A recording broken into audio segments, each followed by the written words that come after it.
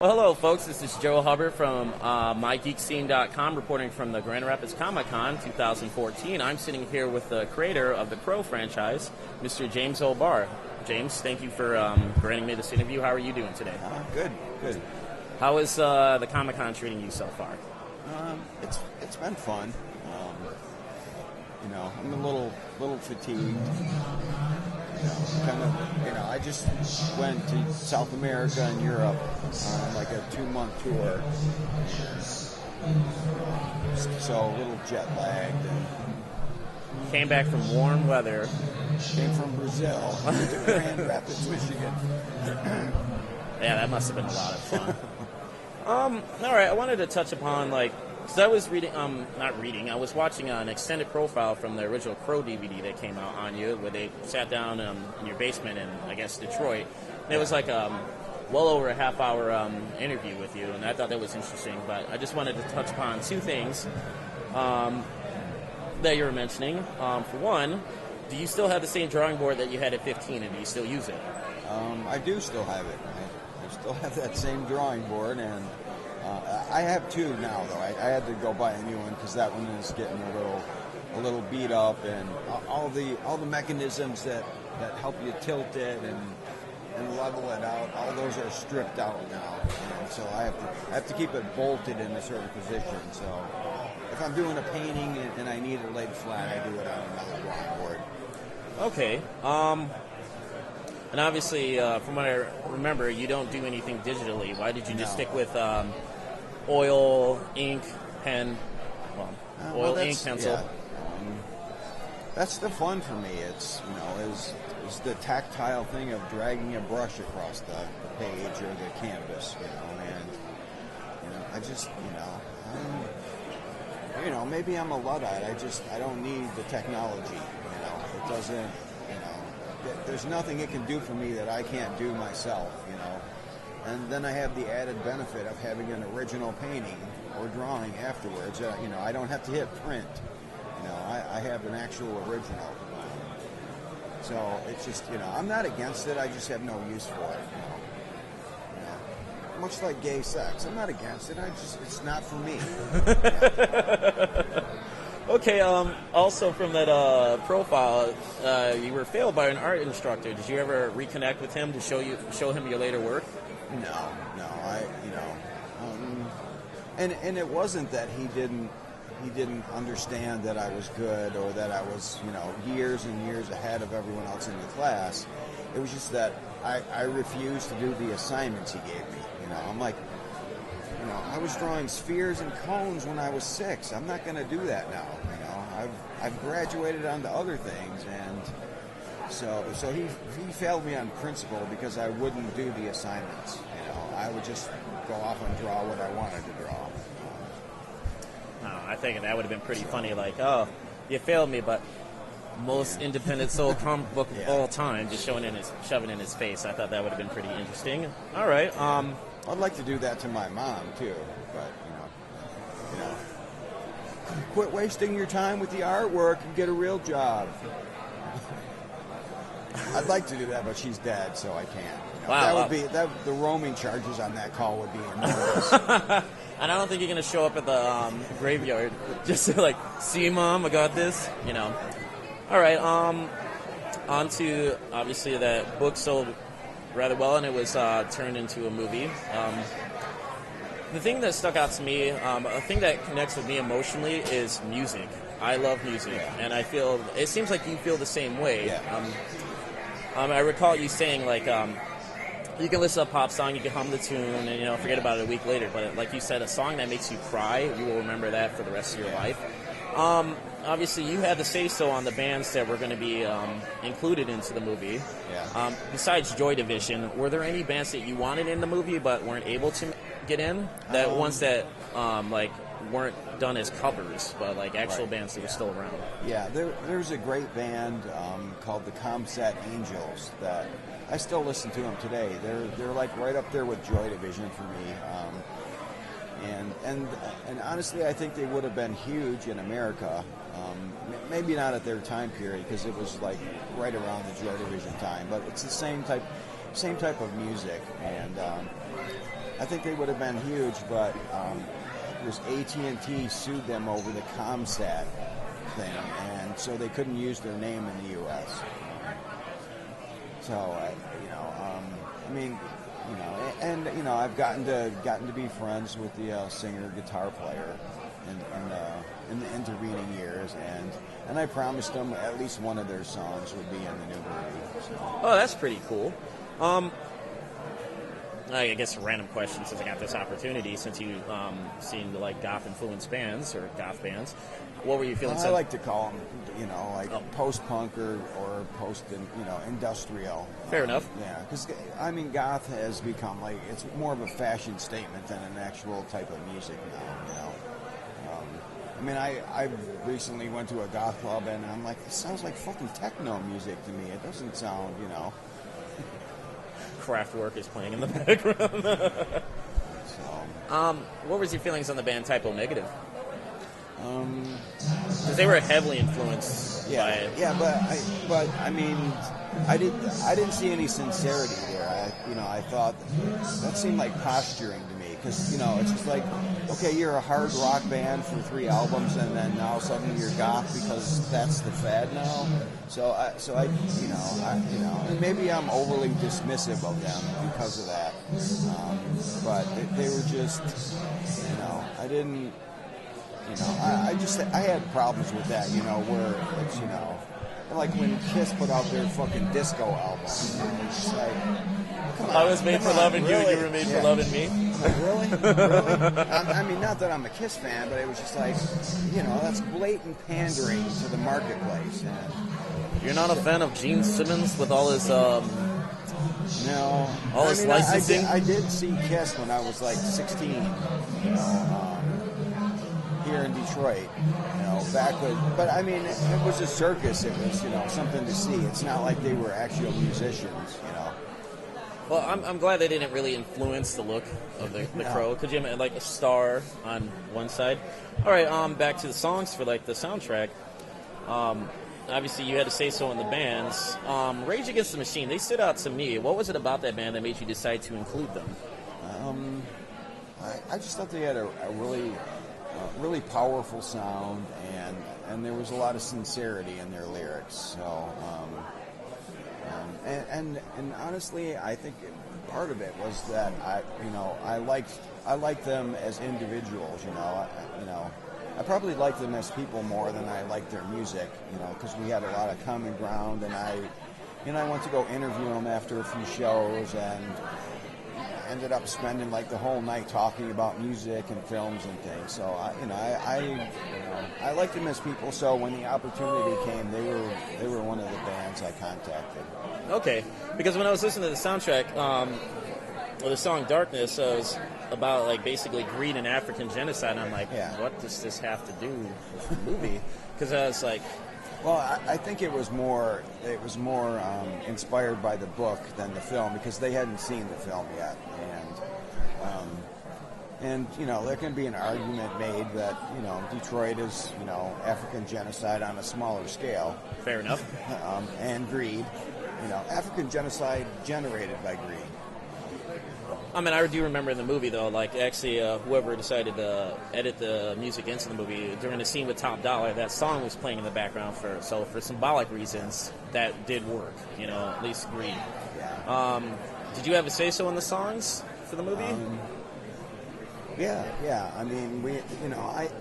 I asked about 30 bands if they wanted to contribute something, and I think every one of them came through with at least one song, some of them 2 or 3 songs, but there wasn't enough room for all of them in there, and some of them were kind of inappropriate after what happened to Brandon, the Sisters of Mercy did a really nice one called Under the Gun, but it's like after Brandon was killed, it was just like, well, it's just very inappropriate, and there's no real place to put that in. So all the songs that weren't used were kind of given back to the bands, and some of them have been released, some of them haven't. I can imagine that. Well, obviously, you had nothing to do with the sequels whatsoever. Did you check out the soundtrack for the second movie? Like, well, I mean, I knew a couple of the bands, but I didn't approach them to do it. In fact, I'm still good friends with the Toadies. oh yeah, And this ghost follows me. Yeah, that's. I thought that was a good song. Because like I also like Bush's "In a Lonely Place" because. The rights for the Joy Division stuff were still tied up, 2 years later. So they once again they couldn't get an original Joy Division song, but in that instance, I think it's all for the better. I mean, one of the things that I'm happiest about with the soundtrack is that all those bands made a lot of money off of that because it went. The last I heard, it went like quadruple platinum.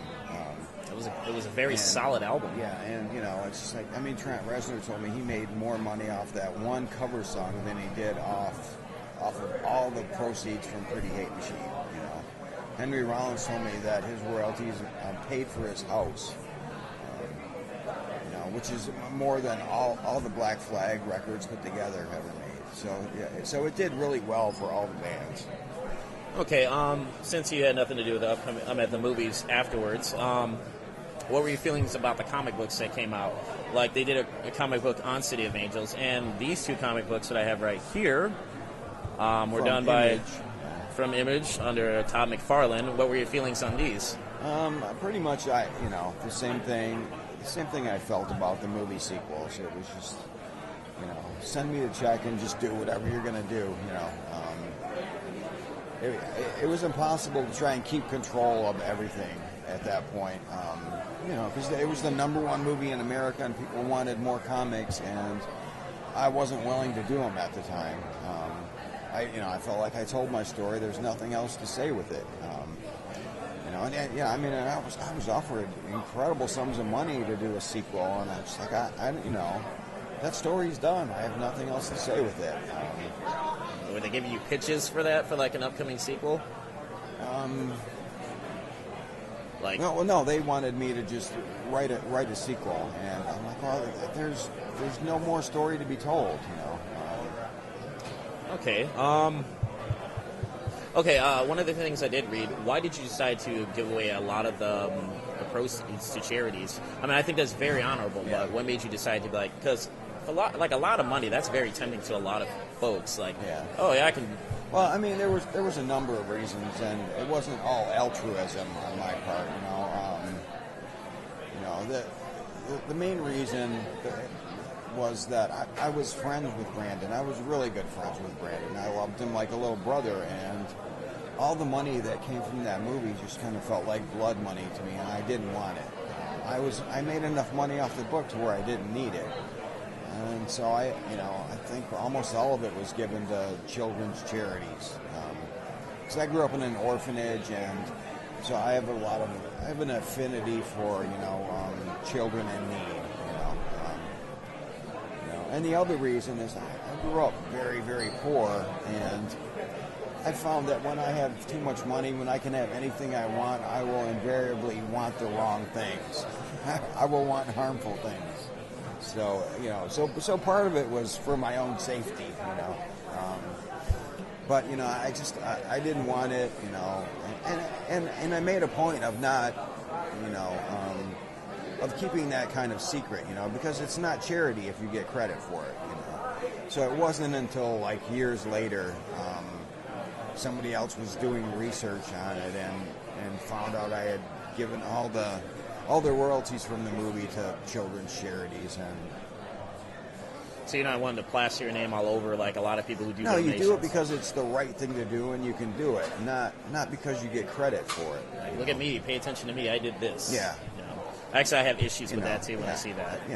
It was like that fucking water bucket challenge. It was no longer about ALS at some point. It was about, look at me dumping a bucket of water over my head.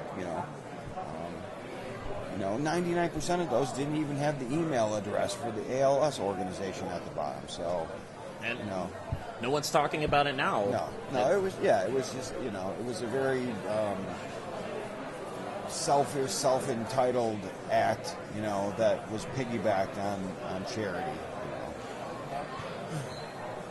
All right. Obviously, you have if you want to help, just give them money. You shouldn't need to do that. You shouldn't give the money for attention to yourself. Right. You should do it because it's the right thing to do. Right. I would agree with that and philosophy. how many of those fucking celebrities actually donated money? You know, they just wanted their picture plastered all over them. So, I just have issues with that kind of stuff. You do the right thing because you can, not because you're going to get patted on the back for it afterwards, and people are going to say, "What a swell guy he is," Obviously, you have the Crow is being rebooted. Would you, for those who are not in the know, would you be able to tell them about the new Crow movie that will be coming up eventually? I think the most important thing that people understand is that it's not a remake of the Brandon Lee film. It's going right back to the book, and it's going to be as faithful adaptation as a comic book movie has ever been done. Like V for Vendetta or Watchmen, it's just like literally straight from the pages. So that was the only reason I agreed to be involved with this one, is that it was a chance to literally see my book come to the screen, and not just a film that felt like it,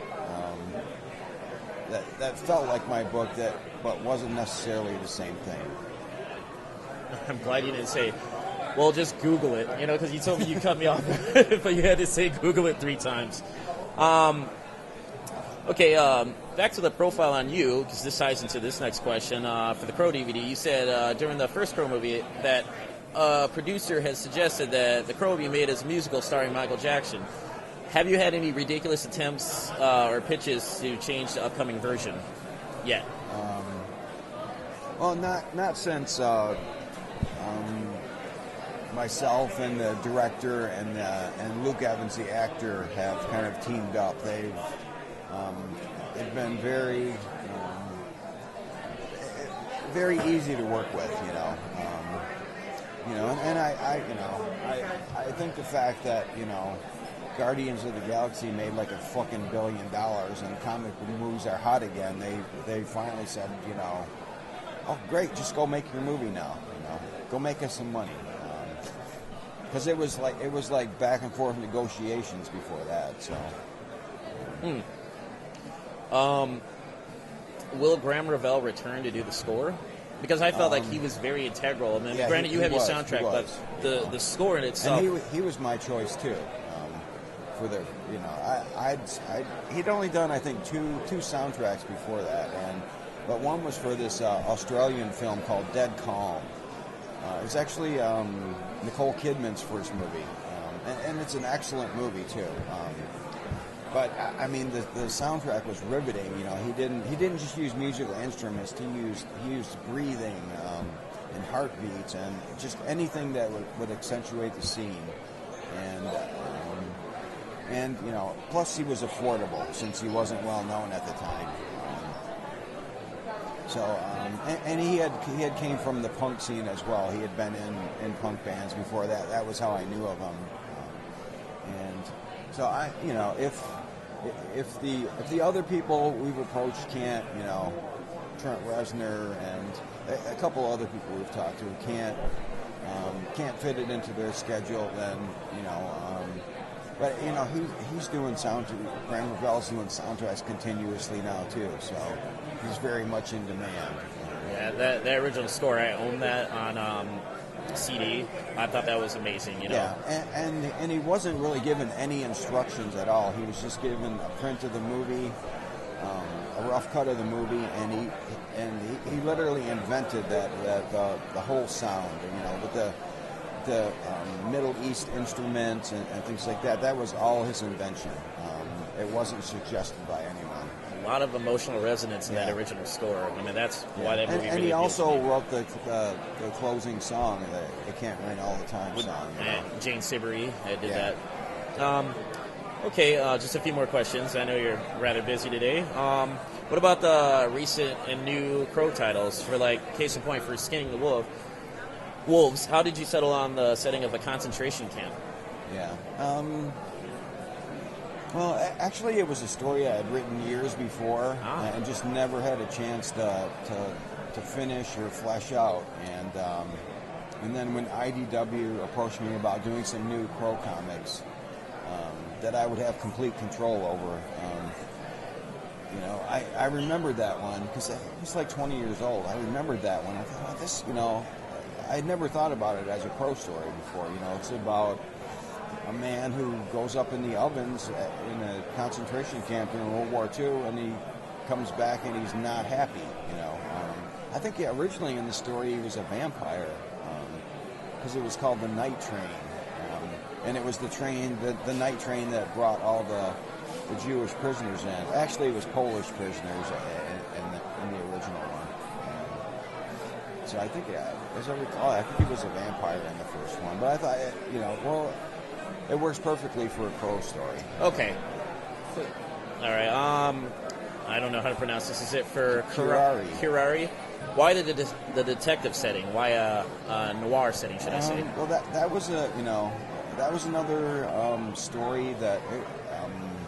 It happened in Ann Arbor in the 60s. It was just based on a true story about a little, she was like an 11-year-old girl that was like raped and murdered and left in a park.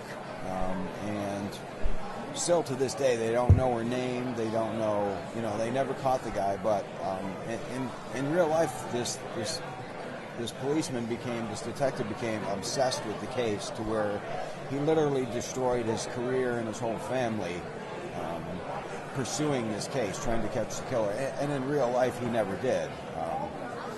So I thought, well, you know, that story always stuck with me. I mean, her, on her gravestone it says Little Miss 1569, which is was her case number. You know, and it was just a very touching, sad story. And I thought, well, you know, I mean, the Crow's about absolution and redemption as well as revenge, you know. But you know, just it was a chance for me to, to get some kind of, some justice for this little girl on paper that never got it in real life. Any news on the upcoming 80s glam rock Crow title? It's scheduled for next year. You know, it's still they're still working on it. So. Does it have a title?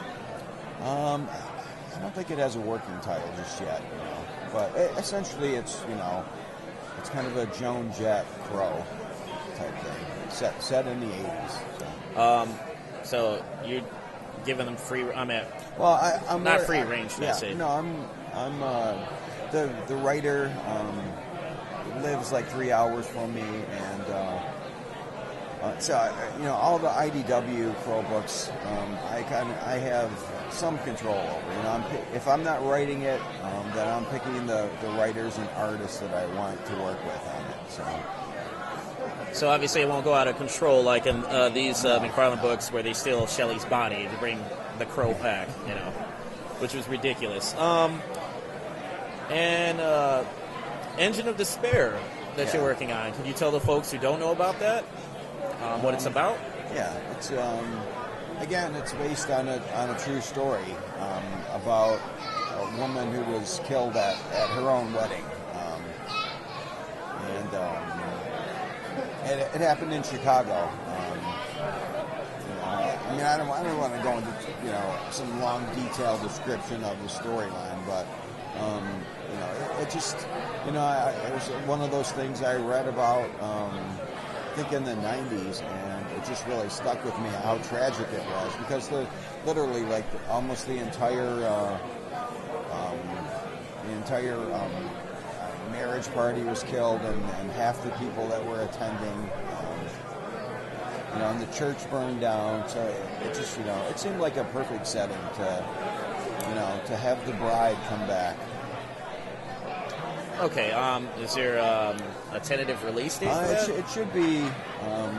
Should probably be spring of next year. Awesome. Yeah, and this is the first one that I've done all by myself. I've written it, penciled it, inked it, lettered it, and put all the tones on it. So it'll be the first, graphic novel that I've done entirely by myself since the original Pro. I'm sincerely looking forward to that. And I think it's my best work. I mean, artistically, I know it's my best work, but I think it's some of my best writing too, because, you know, after 25 years, I know what I'm doing now. Oh, come on now. That's a little harsh, don't you think? Sundown, how is that coming along? It's been my pet project forever. You know, I've been working on it for about 5 years, and it's one of those projects that when I don't have paying jobs or deadlines on something, then I would go work on that. So it's all fully painted in anamorphic widescreen panels, so it takes a while. But everyone that's has seen any of the pages or the little electronic preview thing I did for it really loves it, and and I'm actually when I get back after this weekend, I'm doing a screen treatment for it. So a company in Spain is really interested into making it into a film, and they said I could shoot in all the real places that the original spaghetti westerns were filmed. All those towns are still there. All those locations are still there. They're just not being used anymore. Okay, so this is just, it'll get done when it gets done. So it's just you have to have a schedule for things. Right now it's finish Engines of Despair. Before the heavy production on the new Pro film starts, because that's going to take up a lot of time, and then move right into Sundown.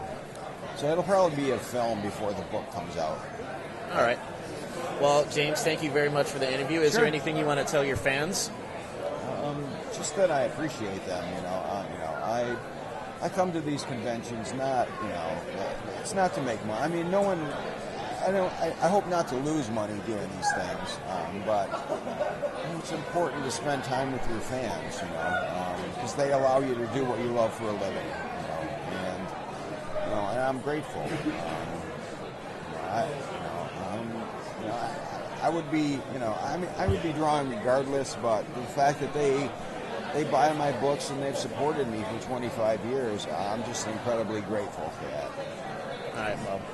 Once again, thank you very much for granting me this interview. This is Joe Hubbard from MIGeekScene.com. Take it easy, folks.